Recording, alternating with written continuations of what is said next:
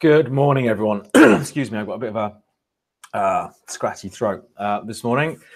Welcome to today's live session. I'm using a different microphone today that hopefully I think picks up a bit less background noise. But if there's any problem with the sound, just let me know in the chat. I'm hoping it's going to be a little bit better. Let's just put the risk warning up while I'm chatting away. So what's happened this week? We've seen oil move a bit higher. We've had a bit of a volatile few days, I think, for stock markets so far. I'm going to start off looking at stock markets. I'm going to look at a trading strategy right from the start today, one that I talk about a lot, and that worked again on Monday on the S&P 500. And presumably it worked on the Dow as well. We'll take a look at that. Then we'll look at our usual markets. We'll look at other stock indices, gold, oil, the currencies, euro, euro, and the pound. And I think the euro is building on something of a recovery at the moment. So let's just get into that. Let's drag the trading platform over and get started.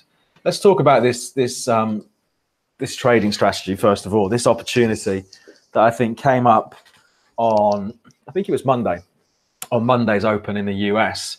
So let me just bring up the S&P 500. So the S&P 500, as I'm sure most of you know, is the broader US stock market index. So when we talk about US markets, we hear a lot about the Dow Jones. I think that's an index that plenty of people are familiar with.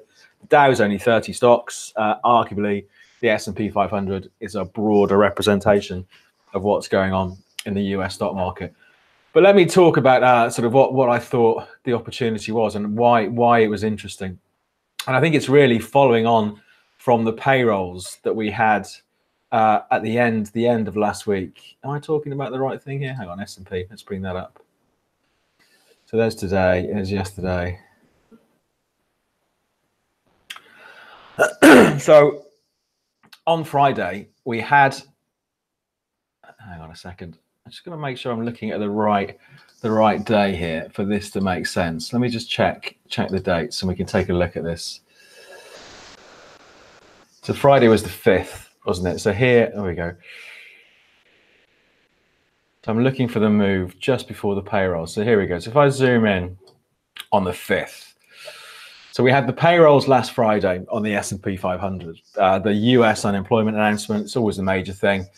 And just before the payrolls were released, the S&P was hovering just above 2880. So let's just bring up and highlight that level just in here. Here we go. So there was the move from the payrolls. Let me just zoom in a bit more. And you can see Friday, we saw the market, let's get rid of the RSI for now, pretty much go up for most of the day. We had that sharp move off the payrolls number at 130. And then the market into the close, strengthened, went sideways for a few hours, and then a little bit of a push higher into the close. So we left this support, 2882, and also the overnight lows from Friday around about 2880. And where I thought it was interesting on Monday, we'd seen such a strong close on Friday, again, closing at new highs for the year, continuing this recovery, that clearly, I was looking to be a buyer of any weakness. And if we zoom forward, we'll see what happens. Look what happened on Monday. Let's flip this over to a 5-minute chart just to get all the drama. Here we go. I thought it was really interesting that the market opened really, really weak on Monday, absolutely tanked from the official US Open at 2:30 UK time. But there was the opportunity. So Monday, it went just free falling into those lows from pre the payrolls. So about 1 o'clock, 1:15 on Friday at 2882. The market had closed at up at sort of the 2890, 2894 level. Big sell-off, but turned around bang on those old lows. This is why I think it's so important to look at these previous big levels in the market. And we did see it did rally briefly on Monday to fresh all-time highs. Yeah, so we banged off these lows at 2882. And then again, right into the close, the market had traded up to 28.97. So it was a great low risk, but potential high reward opportunity. It ties in with that video that we uploaded last week about trading off support, looking for the market to turn around near these big levels. We did have, so I did end up trading that. I traded it yesterday as well, and it's not worked out as well so far. But what I thought was interesting yesterday, after such a strong close on Monday, the market just tanked again. And this time around, yesterday, it didn't stop near those payroll lows. It went sailing through. So what I did, I was assuming, okay, maybe this is a false break. So again, wait for me to zoom in on yesterday's trade. So hits a low, trades to about 28.77, has a move up to 85, sells off again, but holds above the low for the day. So this is a much more aggressive, and I would say less sure trade, because you've broken the big level, spent maybe half an hour below it, and it's trying to get back up. So I ended up buying in yesterday around about 28.81. The market has moved up to 88. I think my stop is at about 73. So I've just missed out on being stopped out overnight. But I think it's been interesting that level worked so well on Monday. So a really good trade in terms of profitability. But looking a bit shakier now. Let's go back and look at the bigger picture. But I just thought I'd pick that up because it's been a bit of a volatile week for stock markets so far. But I thought it was interesting that massive plunge on Monday stopped right above the payrolls low. Right, so let's take a look. So here we are. This is the S&P 500. So, I mean, it's still positive. We did hit fresh highs for the year on Monday of this year. Bit of a choppier, weaker day yesterday. So for me, still very much looking to buy the dips. Let's look at some of the levels. Well, again, I think the obvious first level to watch this afternoon. So for me, my target is for a run back up to 2,900. We're looking for 2,900 to be cracked on the S&P. But I think the immediate levels to watch this afternoon, those lows from yesterday, 28.74, that sort of level. Then we've got big support from, this is Wednesday, Thursday last week, around about 28.66. So plenty of support, but something of a wobbly day yesterday. But for me, still looking for 2,900 as a target. And I think it's only if it starts to slip below these lows from April the 2nd, maybe about 28.60, do we have to start to worry about a sharper sell-off. But volatility is good if you're trying to short-term trade it, but we've lost maybe a little bit of the momentum we had last week. Let's take a look at the Dow, then we'll look at the DAX and the FTSE 100. So let's not the DAX, the Dow first of all. Here we go. So if we bring up the Dow, have a look on the dailies. I mean, it is looking, it didn't quite get to overbought this time around. It does look like it's flagging a bit. And I think, I think plenty of us have been waiting to see when this recovery from December runs out of steam. And for now, it's it's still going. So the Dow hit highs for the year on last Friday, hasn't been back up there since. But again, that's still a market that is broadly positive. Let's take a look on the shorter term chart, some of the levels to watch. Here we go. So this is interesting. On the Dow, this was yesterday. So the lows from yesterday set in the first hour stopped at 26,100. And this was pretty much, support from April the 2nd. So I think the Dow, 26,000, this gap open we had at the end of March to 26,100 will be an area to watch going into this afternoon. Let's see what happens. But I am expecting these markets to have another push higher. It's just, where do our stops go and how deep does the sell-off go from here?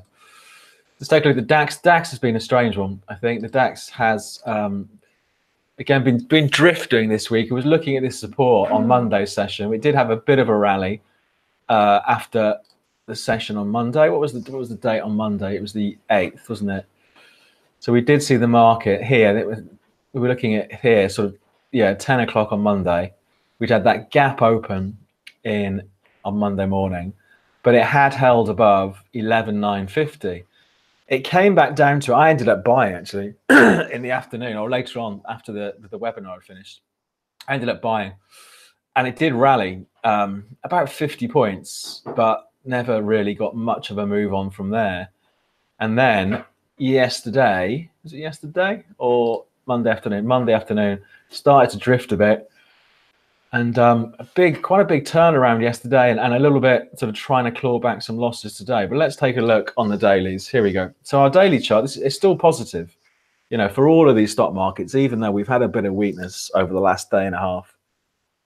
We still have this recovery going on from late December. So for now, the expectation would be for that to continue. It is overcooked. We're a bit overheated on the RSI. Let's have a look on the hourlies. So I suppose I wouldn't want to be a buyer just yet, but if I was, I'd want a stop loss under yesterday's low. So yesterday's low was 11,850. So I suppose, I suppose it's a good a level as any, I think, to have the trade. But let's see what happens after a bit of a wobble for stock markets yesterday. And the FTSE 100. Let's bring up the FTSE 74.13 at the moment. Let's bring it up on the dailies. Here we go. So yesterday, the FTSE looks like it moved to new highs for the year and a new 6-month high for the FTSE 100 yesterday. So it got up to 74.87 yesterday. Sold off a bit. But again, like these other indices, this is a market where that trend is still up. Let's flip it over to the hourlies, some levels to watch. So that was the move yesterday, about 10 o'clock yesterday morning. We've got lots of support. We've got lows from yesterday, not a million miles below where we are now, about 74.15. Then from the 5th of April, 7400, big support down here at 73.70. So lots of support just below the FTSE. So again, the obvious target would be a run back up to yesterday's highs, a 50, 60 point move up to there. And as usual, it's just all about where do you place your stop losses. So I think stock markets have lost a tiny bit of momentum in the last day and a half, but it doesn't change the bigger picture. Let's have a look. What should we look at now? Oil. Let's look at oil. This is pushed higher again earlier this week, isn't it? After the session on Monday. So it pushed higher again yesterday. So 10 o'clock yesterday morning, it traded as high as 64.69 price of oil on our platform, US crude oil. And there's our recovery, massively overbought up here. We had the latest overbought signal when it was about $60 a barrel, and the market's moved $4 higher since then. I put something on Twitter yesterday. It's up 51% in 4 months. Less than 4 months, I think the price of oil, $22 a barrel. That is a heck of a move for a major commodity, but it's still going up. So still very much a buyer of dips on oil. I think the next big hurdle on the charts, maybe these old highs left in October last year, around about $68 a barrel.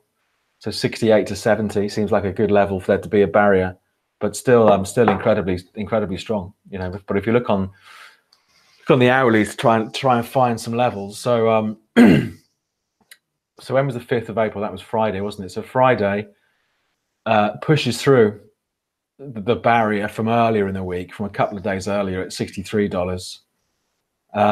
Monday comes back to it about 2 o'clock in the afternoon, comes back to that old high at 63, and bang, it springboards its way higher again, and off we go.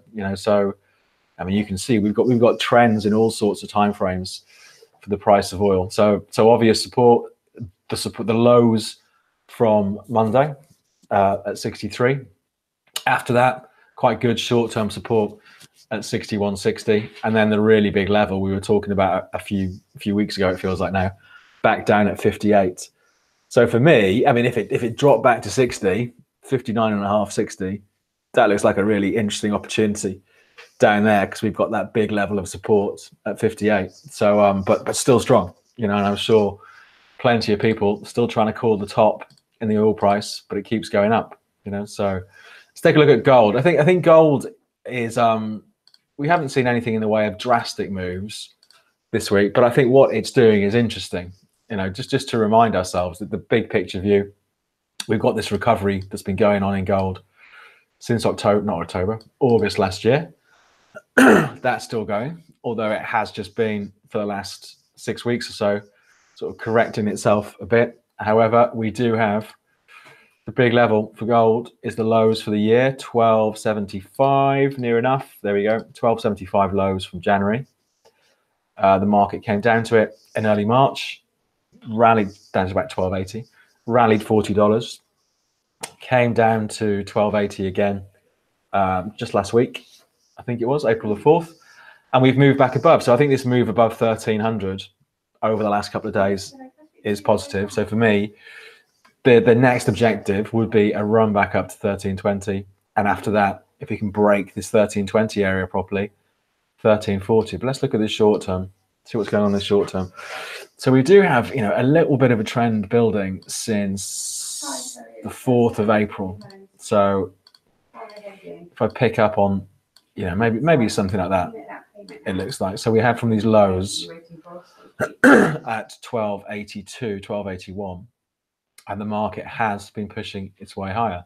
We've broken through 1300, this little problem from late March. So to me, that all looks quite positive, you know, quite, I think.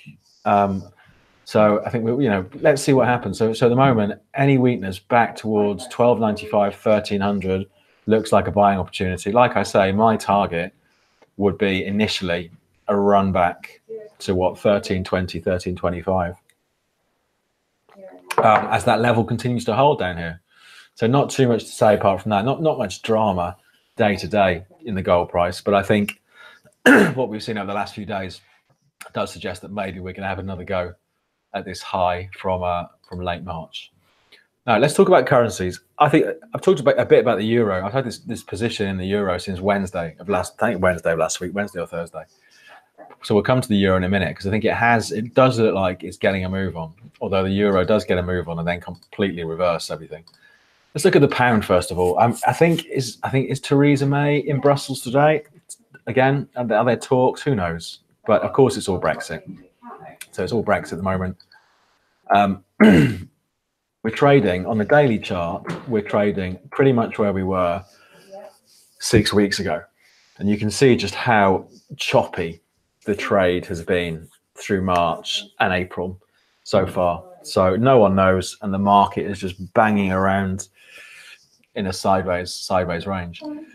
Let's flip this over to the hourlies. Yet again, as we've been saying for a while, since actually for a month now, 129.50 to 130 has been the floor for the pound against the dollar rate. So if you really wanted to trade it, you know, any weakness towards 130, like we had the 5th of April, whenever that was, that's Friday, looks like a buying opportunity. It blipped up quite sharply yesterday to 131.20, and again we're just back in the sideways range. So the pound, I think until we have some sort of clarity on Brexit, it's, you know, we can't expect really any sort of sustained move. It's just knee-jerk reactions to what's going on politically. But I think the euro is interesting. Let's have a look at the euro against the dollar. So like I said, I did buy this the other week, last week. And we'll go through the reasons and what's happening. So we've had this big level, these lows in March, 111.75. So that was a new 20-month low. But the euro against the dollar, it didn't follow through on that break, and we saw quite a turnaround. And we saw the market rally into late March. Came back down to it in early April, and it's held above those old lows. So I ended up buying, I think it was 112.30 or something, 112.27. And it is trying to build a recovery. Let's flip it over to the hourlies. So here we go. We have seen, and really looking on the hourlies, you can sort of see this trend panning out where we had this was the night of the latest US interest rate decision. And I think we've got the minutes are released this evening, aren't they? I think it's 7 o'clock tonight. The minutes from that meeting come out. So we could have some volatility off the back of that this evening. But we'd had this trend, this downtrend had been in place. That was that move. This is the hourly chart we're looking at now. That was the move back to the lows from earlier in March, and they held. Market looks like it's breaking out of the trend, this downtrend, and we are building a recovery now. So arguably, we look a little bit like this at the moment. So going off those lows. So that's it. So that's really the reason I'm in the trade now. there's the trend. I mean, how far this goes is anyone's guess. But for me, I think the first target is going to be a run back up 113.30. These March 25th highs. We're currently at 112.70. You know, pockets of support left. And it's just so boring day today. I mean, yesterday 112.50. The euro had what, a 35-point range yesterday. And it's incredibly low volatility.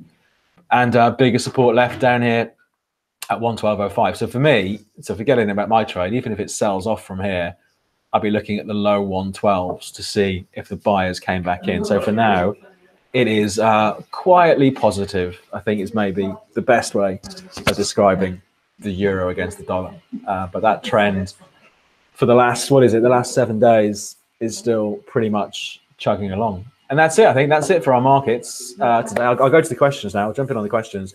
So what to watch? Stock markets, I think. Stock markets will be interesting going into this afternoon. The DAX and the S&P, the US market, to see if it can hold above yesterday's lows, but looking a little bit drifty yesterday, although 28.75 has continued to hold. Let's see what today brings. The price of oil, because it's still so strong, and we've got oil inventories this afternoon, I think, 3:30 UK time. So again, normally guaranteed some volatility off the back of that. And also the euro, because there's this gradual recovery going on. But let me jump into the questions. So someone's asked about the dollar index. Good question. I meant to ask that. The dollar index is really interesting, I think, at the moment. So again, if you have any questions or any markets looking at, just put it in the chat. And if you're disappearing now, if you could click the thumbs up, because it's a big thing for YouTube, apparently. If you like it, obviously. Even if you don't like it, click a thumbs up. So the dollar index, here we go. Let's take a look at the dollar index here. If we, I think this is a really interesting market because it's the dollar, the US dollar against a basket of other currencies. Have a look on Wikipedia for the breakdown, but it's, 50% or 40% the euro, then there's Swiss franc, then there's pound, then there's yen, then there's da-da-da-da-da. So it's the dollar against a weighted basket of currencies. So here's the dollar index. I think it's a great market if you're looking for like a medium-term position in the dollar, or even short-term, But I mentioned, I've been long the dollar for a while, and again, just started buying last year because it looked like the trend was reversing. We saw the dollar index moving higher, but it hasn't really done much over the last 4 months. But what is interesting is where it is now. If you were negative on the US dollar, up here is a great place to sell, pretty much where it's trading now, right? Because we've pushed back to the highs from November last year, 97.70 to 98 on our platform. So November, December, March, and also just over the last couple of days, it cannot get to this level. So I think it's really interesting up here. If you want to be a seller up here with a stop loss above that high. If it breaks that level, I think it does suggest that we are going to get maybe another leg higher for the dollar. So I think this could be one to watch, this market tonight, when those latest Fed minutes are released. I would take a look at it then. So that's the dollar index. So it's interesting. It's made that such a strong recovery since we had the interest rate decision a couple of weeks ago from the US, but it still can't break through these old highs. So yeah, I think if you were thinking about going short the dollar, I'm still long. I'm hoping for a breakout. But if you're thinking about going short up here, it's a great place to go short, because of the risk versus reward on the trade. Do you have any thoughts on, do you think Man United shares will take a hit after tonight's match with Barcelona? I have got no idea.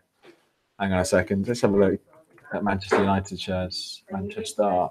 Oh, we don't cover them on our platform, unfortunately. Sorry about that. Oh. I mean, I'm going to have a quick look. I'm just going to look on another screen and have a quick look at just what they actually look like. I think have they been doing well? I remember when they first came out, I think football shares are always a bit of a disaster, I think, because they never do that well. You should never buy things that you're interested in. Like Aston Martin shares, have you seen those? So, who doesn't love an Aston Martin? But they floated in October last year, and they've halved since in 6 months. They look a bit sideways, actually. Let me drag it over. So this is share pad. This is a third-party product I use, so we'll use that quickly. It looks a bit boring, I think, doesn't it? So they're traded as high as $27. They've been as low as 17. Bang. I think the impact of a football match is going to be negligible, but they just look a bit dull. Man United shares. There we go. Let's get rid of that and go back to our platform. Tobias is saying, help me. I don't know what with Tobias, but I'm going to expand on that. Dollar Mexico. So dollar against the Mexican peso. Let's have a look. Here we go. So I think you could. I mean, you could say. I think we looked at this a couple of weeks ago, didn't we? I think you could say there's an argument for being a buyer of the dollar and a seller of the Mexican peso. There we go. Look at that. So we've got this very gradual move by the US dollar. I mean, big swings in the move, but since July 2017, so it's that 20 months or so, we've seen a bit of dollar weakness over the last couple of weeks, which ties in with that the dollar index banging its head against that level. So I've been looking to see if these old lows hold about 18.4.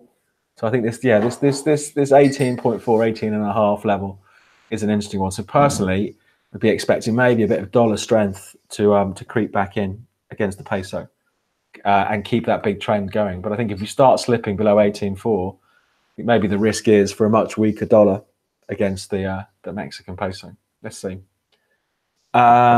Sterling yen, the old favorite. Sterling yen. Let's have a look.